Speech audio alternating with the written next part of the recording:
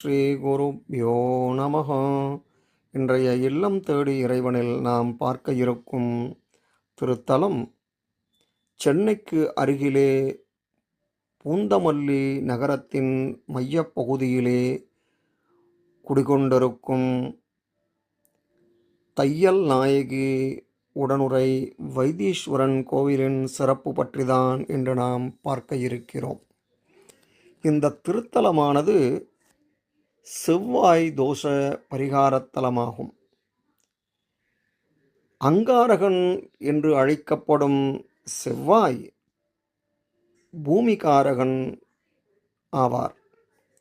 வீடு, மனை, நிலம், சகோதரர் நிலை, நிர்வாகம், பூர்வீக சொத்து, இரத்தம், எலும்பு, காவல், இராணுவத்தில் வேலை, குழந்தைப்பேறு, சொந்தத்தில் திருமணம் என்ற பல விஷயங்களை செவ்வாய் கிரகம்தான் தீர்மானிக்கிறது.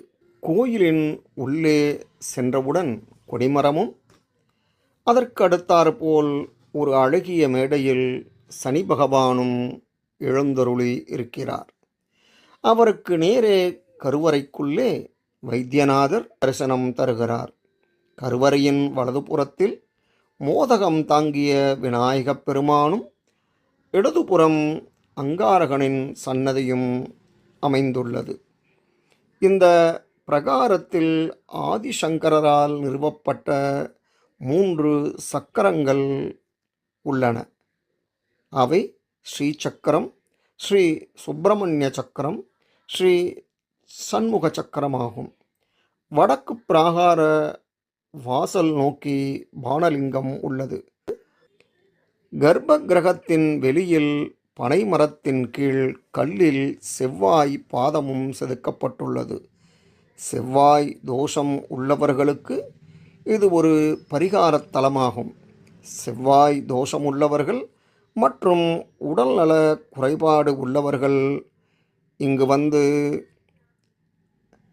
தையல் நாயகி, வைத்தீஸ்வரன், செல்வமுத்துக்குமாரர் மற்றும் அங்காரகனை வழிபட்டு பரிகாரம் செய்கிறார்கள்.